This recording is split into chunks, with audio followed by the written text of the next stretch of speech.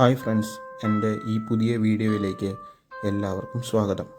ഞാനിന്ന് നിങ്ങൾ തംബ്നെയിൽ കണ്ട പോലെ പോർച്ചുഗൽ നഗരത്തിലെ ലിസ്ബണിലെ ഫാത്തിമ ദേവാലയത്തെക്കുറിച്ചാണ് പറയുന്നത്. ഞാൻ ജോലി ചെയ്തിരുന്ന കപ്പൽ ലിസ്ബൺ പോർട്ടിൽ നങ്കൂരമിട്ടപ്പോൾ എനിക്ക് ഫാത്തിമയിൽ പോയി മാതാവിനെ കാണാൻ ഒരവസരമുണ്ടായി. ഏകദേശം 60 പേരടങ്ങുന്ന ഒരു ടൂറിസ്റ്റ് ബസ്സിലാണ് ഞങ്ങൾ പോർട്ടിൽ നിന്നും ഫാത്തിമയിലേക്ക് യാത്രയായത്. യാത്രാമധ്യേ വ്യത്യസ്തമാർന്ന കാഴ്ചകളാണ് നമുക്ക് കാണാൻ സാധിക്കുക. ക്രിസ്ത്യാനികളായ എല്ലാവരും ജീവിതത്തിൽ ഒരു പ്രാവശ്യമെങ്കിലും കണ്ടിരിക്കേണ്ട ഒരു സ്ഥലമാണ് അവർ ലേഡി ഓഫ് ഫാത്തിമ. കുട്ടിക്കാലത്ത് ഫാത്തിമ മാതാവിനെക്കുറിച്ച് പറഞ്ഞു കേട്ട കഥകളും അത്ഭുതങ്ങളും മനസ്സിൽ ഓർമ്മ വന്നു. 2018 മെയ് 30 ഞാൻ ഫാത്തിമയിൽ എത്തിച്ചേരുന്നത്. ഏറെ പ്രാർത്ഥനാ പ്രതീക്ഷകളോടുകൂടിയുള്ള യാത്രയായിരുന്നു അത്. 1917 മെയ് 13 ലൂസിയ ജസീന്ത ഫ്രാൻസിസ്കോ എന്നിവർക്ക് ഫാത്തിമ മാതാവ് അൽജിസ്ട്രൽ എന്ന വയലിൽ വെച്ച് പ്രത്യക്ഷപ്പെട്ടു. ഒരു മരത്തിന് സമീപമാണ് മാതാവ് പ്രത്യക്ഷപ്പെട്ടത്. ജപമാല ചൊല്ലി പ്രാർത്ഥിക്കുവാനാണ് അമ്മ അവരോട് പറഞ്ഞത്.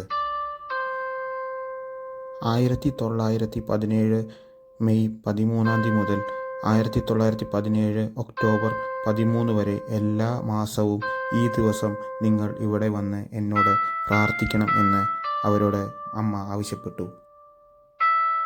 നടന്ന സംഭവങ്ങൾ അവർ മറ്റുള്ളവരോട് പറഞ്ഞുവെങ്കിലും അത് ആരും അത്ര ഗൗരവമായി എടുത്തിരുന്നില്ല.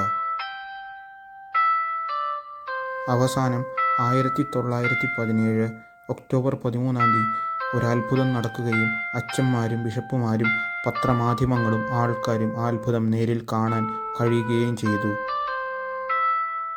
ഏകദേശം 70,000-ഓളം ജനങ്ങൾ അവിടെ ഉണ്ടായിരുന്നു എന്നാണ് ചരിത്രം പറയുന്നത്. സൂര്യൻ്റെ നിറം 10 മിനിറ്റത്തേക്ക് മാറി മാറി വരികയും ചൂടിൻ്റെ കാഠിന്യം കൂടുകയും ചെയ്തു.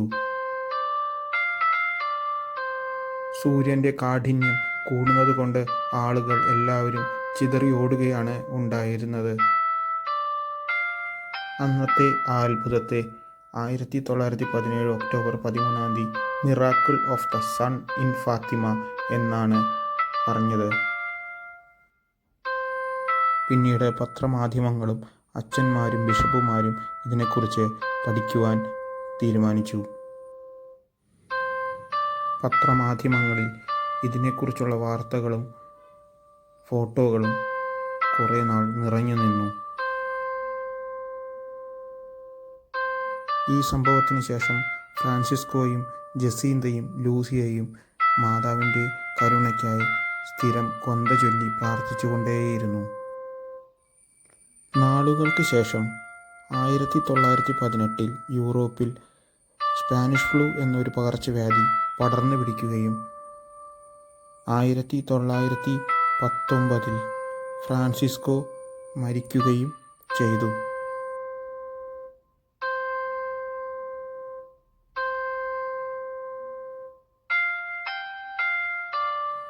തുടർന്ന് 1920 ജസീന്ത മാർട്ടിനും സ്പാനിഷ് ഫ്ലൂ പടർന്നു പിടിക്കുകയും ജസീന്തയും ഈ ലോകത്തോട് വിടവാങ്ങി.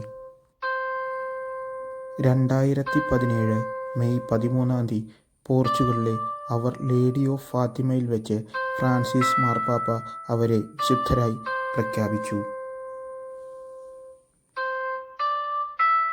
ലോകമെമ്പാടുമുള്ള ലക്ഷക്കണക്കിന് ആളുകളാണ് 2017 May 13 our lady of Fatima സ്ക്വയറിൽ ഒന്നിച്ചു കൂടിയത്.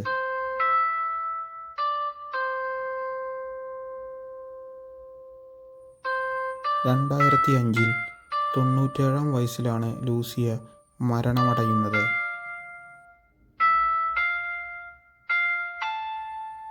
ഈ ലോകത്തിലെ പാപികളുടെ മാനസാന്തരത്തിനു വേണ്ടി പ്രാർത്ഥിക്കുവാൻ മാതാവ് ലൂസിയയോട് പറഞ്ഞിരുന്നു.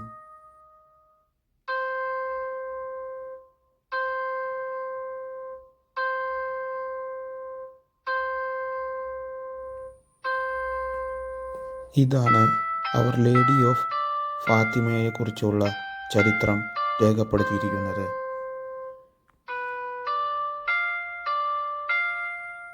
വളരെ വിശാലമായ ഒരു പള്ളിയാണ് അവർ ലേഡി ഓഫ് ഫാത്തിമ സ്ക്വയർ.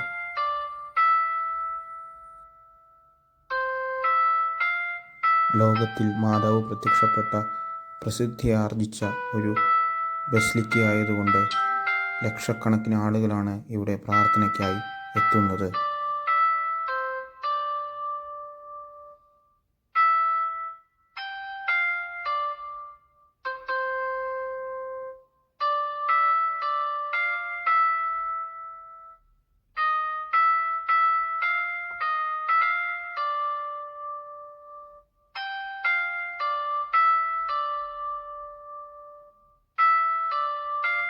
ഫ്രാൻസിസ്കോയും ജസീന്തയും സഹോദരീ സഹോദരന്മാരാണ്.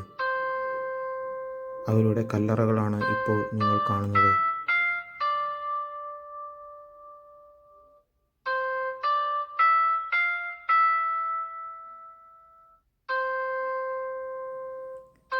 ജസീന്ത, ലൂസിയ എന്നിവരുടെ കല്ലറകൾ ഇപ്പോൾ കാണാം.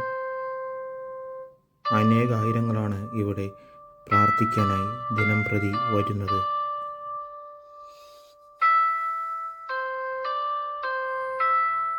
മാതാവ് പ്രത്യക്ഷപ്പെട്ട ഈ സ്ഥലത്തിനെ പറയുന്നത് ദ ചാപ്പൽ ഓഫ് അപ്പറീഷൻസ് എന്നാണ്.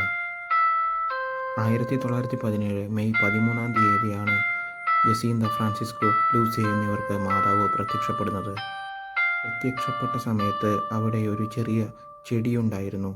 അത് പിന്നീട് അവിടെ നിന്ന് ഇളക്കി മാറ്റി പള്ളിയുടെ ഫ്രണ്ടിലേക്ക് സ്ഥാപിച്ചു.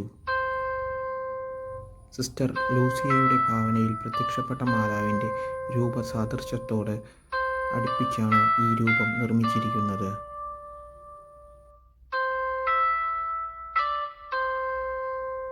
മാതാവ് പ്രത്യക്ഷപ്പെട്ടപ്പോൾ ഉണ്ടായിരുന്ന ആ ചെടി ഇതായിരുന്നു. ഇപ്പോഴത് വലിയ വൃക്ഷമായി മാറി.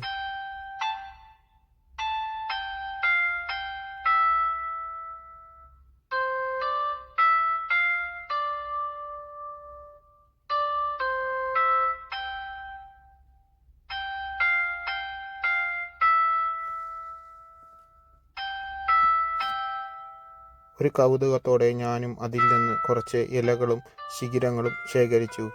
ഇന്ന് എൻ്റെ വീട്ടിൽ ഞാനത് ഭദ്രമായി വിശ്വാസത്തോടു കൂടെ സൂക്ഷിച്ചിരിക്കുന്നു. ഫാത്തിമ മാതാവിനെക്കുറിച്ചുള്ള ഓർമ്മയാണ് ഇത്.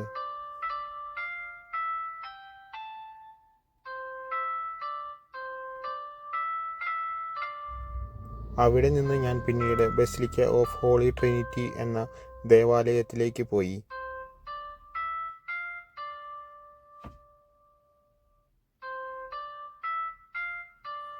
8,000-ലധികം പേർക്ക് ഒരുമിച്ച് നിൽക്കാൻ പറ്റുന്ന ഒരു ദേവാലയമാണത്. ആ ദേവാലയത്തിൻ്റെ അൾത്താര വളരെ മനോഹരമാണ്. അവിടെ നിന്ന് ഏകദേശം 1 കിലോമീറ്റർ മാറിയാണ് ജസീന്ത, ഫ്രാൻസിസ്കോ, ലൂസിയ എന്നിവർ താമസിച്ചിരുന്ന പഴയ വീട്. അത് ഇപ്പോൾ ഒരു മ്യൂസിയമാണ്. ഫ്രാൻസിസ്കോവിൻ്റെയും ജസീന്തയുടെയും ഭവനങ്ങളാണ് ഇപ്പോൾ നിങ്ങൾ കാണുന്നത്. അവർ ഉപയോഗിച്ചിരുന്ന കട്ടിലുകൾ, കിടക്കകൾ, കസേര എന്നിവ വളരെ ഭദ്രമായി ഈ മ്യൂസിയത്തിൽ ഇപ്പോഴും സൂക്ഷിച്ചു വയ്ക്കുന്നു. അവിടെ വന്ന് ജപമാല ചൊല്ലി പ്രാർത്ഥിക്കുന്ന ഒട്ടനവധി വിശ്വാസികളെ എനിക്ക് ആ മ്യൂസിയത്തിലോട്ട് നമ്മൾ പ്രവേശിക്കുമ്പോൾ ഒരു പ്രത്യേക അനുഭവമാണ് നമുക്ക് മനസ്സിൽ ലഭിക്കുന്നത്. പഴയ കാലത്ത് അവർ ഉപയോഗിച്ചിരുന്ന സാധന സാമഗ്രികളാണ് ഇപ്പോൾ കാണാൻ സാധിക്കുക. കൃഷിപ്പണിക്കായിട്ടും വീട്ടാവശ്യങ്ങൾക്കും ഉപയോഗിച്ചിരുന്ന സാധനങ്ങളാണ് ഇത്. പിന്നീട് ഞാൻ സിസ്റ്റർ ലൂസിയയുടെ ഭവനത്തിലേക്കാണ് പോയത്.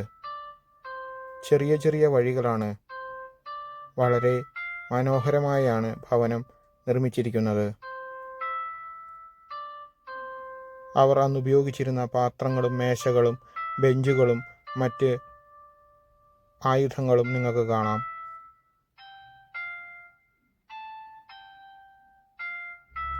അടുത്ത മുറിയിലേക്ക് പ്രവേശിക്കുമ്പോൾ നമുക്ക് സിസ്റ്റർ ലൂസിയ ഉപയോഗിച്ചിരുന്ന കട്ടിലും കിടക്കകളും എല്ലാം അവിടെ കാണാൻ സാധിക്കും.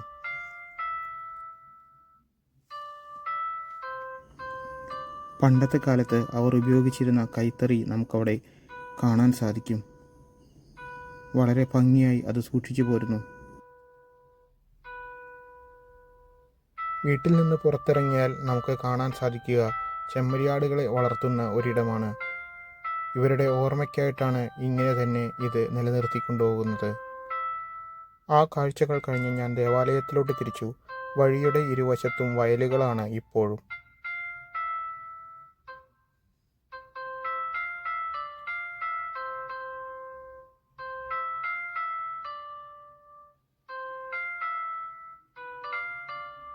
മാതാവിൻ്റെ ഓർമ്മ നിലനിർത്താൻ വേണ്ടി ഞാൻ സ്റ്റാച്യു ഓഫ് ഫാത്തിമ ഒരെണ്ണം വാങ്ങി.